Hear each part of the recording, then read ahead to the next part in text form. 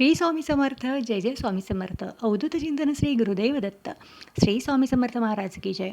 नमस्कार मित्रमैत्रिणींनो. आपल्या आयुष्यात कधीकधी देवावर विश्वास असणाऱ्यांचा देखील अशा परिस्थितीमध्ये परमेश्वरावरचा विश्वास उडतो, कारण ते खूप अडचणींनी ग्रासलेले असतात. पण एखाद्याच्या आयुष्यात अशा काही घटना घडतात, ते नास्तिक असले तरीही देखील त्यांचा परत परमेश्वर आहे याच्यावरती विश्वास बसतो. आज याच विषयावरती आपण बोलणार आहोत. आजचा विषय आहे परमेश्वर आहे की नाही, याचं उत्तर आपण शोधण्याचा जरा प्रयत्न करूया. चला तर व्हिडिओला सुरुवात करूया. व्हिडिओ आवडला तर कमेंटमध्ये श्री स्वामी समर्थ लिहायला विसरू नका आणि सबस्क्राईब करायला देखील विसरू नका. आता हेच बघा ना, परमेश्वर आहे ह्याचे संकेत आपल्याला पावलोपावली भेटत असतात, परंतु आपण त्याच्याकडे कानाडोळा करतो, त्याच्याकडे लक्ष देत नाही. परंतु असे रोजच्या आयुष्यामध्ये असे अनेक उदाहरणं असतात जे आपल्याला परमेश्वर आहे याचं जाणीव करून देतात. आता हेच बघा ना, कोणत्याही वाहनाचं टायर्स वापरले की झिजतंच ना, पण आपल्या पायाचे तळवे कधीच झिजत नाहीत. कितीही चाला, कितीही पळा, ते तसेच राहतात. मग परमेश्वर आहे की नाही, या परमेश्वरानं जे आपलं शरीर तयार केलं आहे त्याचा परमेश्वर आहे की नाही याच्यावर विश्वास बसतो की नाही. दुसरं उदाहरण म्हणजे आपल्या शरीरात 75% पाणी असते. शरीरात लाखो नसा असतात, पण शरीरातून एक थेंबही पाणी कधीही लीक होत नाही. हा सुद्धा पुरावा आहे की परमेश्वर आहे. कोणतीही वस्तू आधाराशिवाय उभी राहू शकत नाही, पण आपले शरीर मात्र स्वतःचा बॅलन्स सांभाळून कितीही वेळ उभा राहू शकते आणि चालू देखील शकते.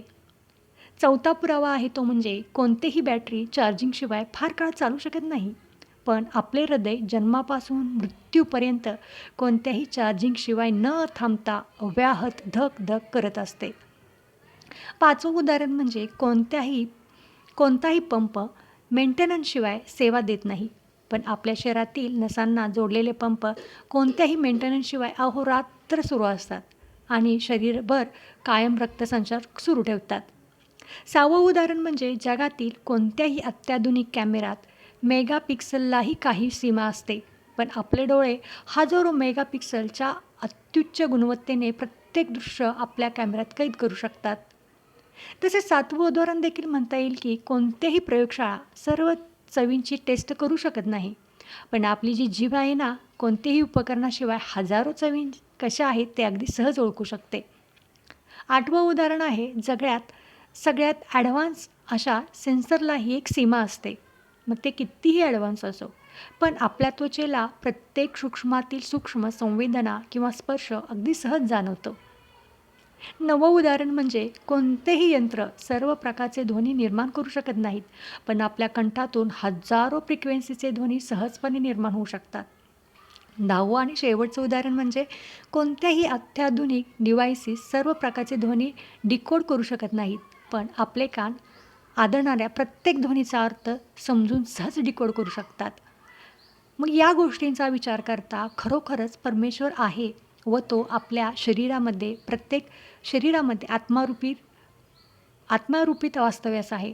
आपल्याला या अमूल्य बाबी त्यांनी इतक्या विनामूल्य दिल्या आहेत, याचं हे खरं उदाहरण आणि जिवंत उदाहरण आहे. त्यासाठीच भगवंताचे आपण आभारच मानायला हवेत की नाही, आणि त्यामुळेच भगवंताकडे कोणतीही तक्रार करण्याचा आपल्याला काही एक अधिकार नाही आहे. तो फक्त कृतज्ञता व्यक्त करण्याचा अधिकार की परमेश्वरा, तू मला एक सुंदर असं शरीर दिलंस, ज्या शरीराचा जीवावरती मी हे सुंदर असं जग बघत आहे, ही भावना ठेवून परमेश्वराची कृतज्ञता बाळगायला शिका.